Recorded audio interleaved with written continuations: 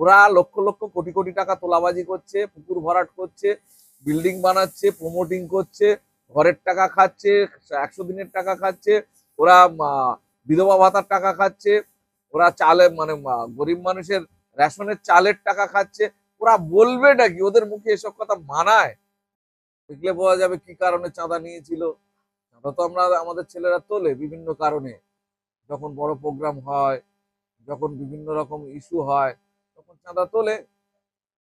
চাঁদা কি কারণে কোন সময় দিয়েছে, এরা যে চক্রান্ত সাজাচ্ছিল যেরকম চাঁদা দিয়ে তার বিরুদ্ধে কমপ্লেন করা হবে থানাতে, এইটা হয়তো রাহুল বুঝতে পারেনি, যার কারণে এই সব লোকেদের সঙ্গে মানে তার ওঠা বসা বা তার সখ্যতা ছিল, সে বুঝতে পারেনি যে চক্রান্ত সাজাচ্ছে আমার এই চাঁদা পয়সা নিয়ে পরবর্তীকালে কমপ্লেন করবে। আমি রাহুলকে বলেছি যে চাঁদা নেওয়ার এগেনস্টে যে বিল ফিল আছে সেইগুলো রেডি করে সোশ্যাল মিডিয়াকে যাতে দেয়, সেই বিলের টাকা যা নিয়েছে তার এগেনস্টে যা বিল আছে দিতে পাওয়া যাবে। সুতরাং ওটা নিয়ে বেশি ওদের রাজনৈতিক কোনো ইস্যু নেই।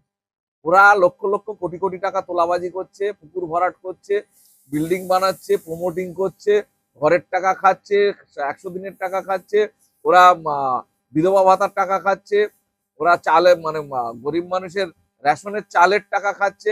ওরা বলবে নাকি? ওদের মুখে এসব কথা মানায়? কি বলবে? আর ওদের রাজনৈতিক কোনো ইস্যু নেই, এইসব করে বেড়াচ্ছে। ওদের চিঠি খুললে তো ওদের মানে একটা কেউ নেতা ভালো আছে ওদের? আজকে রাজ্জাক মার্ডার হয়ে গেল, কি করেন? এই পয়সা কড়ি নিয়েই তো। সুতরাং ওদের এই তোলাবাজি বলো আর ঘুষ বলো, এইসব নিয়ে ওদের কথা বলার ইখতিয়ার নেই। ওরা সবাই তোলাবাজ, সবাই মানে কি বলবো, বাজারে কাটমানি খাচ্ছে আর মানুষের কাছ থেকে তোলাবাজি করে, চিটিংবাজি করে, প্রমোটিং করে বা পুকুর ভরাট করে একাধিক জায়গায় ওরা ওদের ওদের প্রমাণ দিলে তো এখন মানে খাতা ভর্তি হয়ে যাবে। ওরা কি বলবো? ওদের কথা কি শুনবে?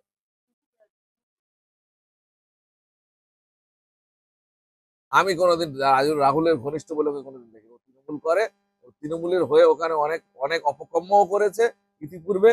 ওখানে একজন পরিবারের, আমাদের একজন বুথ সভাপতি, তার পরিবারের ধর্ষণ হয়েছিল। আর অনেক ঘটনা রানিং, ওর বাড়ি তো রানিং আছে আমি যা জানি। সুতরাং এরকম অনেক ঘটনা আছে। সেই সব তৃণমূলের যত অপকর্ম আছে তার সঙ্গে এরা জড়িত। এরা কি বলবে? আমাদের সার্টিফিকেট এরা দেবে? রাহুল প্রাণগঞ্জ অঞ্চলের সাহসী ছেলে, লড়াই করছিল, মানে মানুষের মনে সাহস যোগাচ্ছিল। তাকে কলঙ্কিত করতে হবে, তৃণমূল এখন উঠে পড়ে লেগেছে, যে কোনো রকম চক্রান্ত, আর কিছু পাচ্ছে না। না 2000 টাকা চাঁদা নিয়েছে। আরে তোরা তোর 2 লক্ষ টাকা আর তোরা তুলছিস, লক্ষ লক্ষ টাকা চাঁদা তুলছিস, মানুষকে জোর করে ভয় দেখিয়ে এ করে সরকারি প্রকল্পের নামে। তোদের চিঠিটা খুললে তো মাথা খারাপ হয়ে যাবে। সুতরাং ওই কথা বেশি খাবে না মানুষ, এ বলে লাভ নেই। অবশ্যই মিথ্যা অভিযোগ।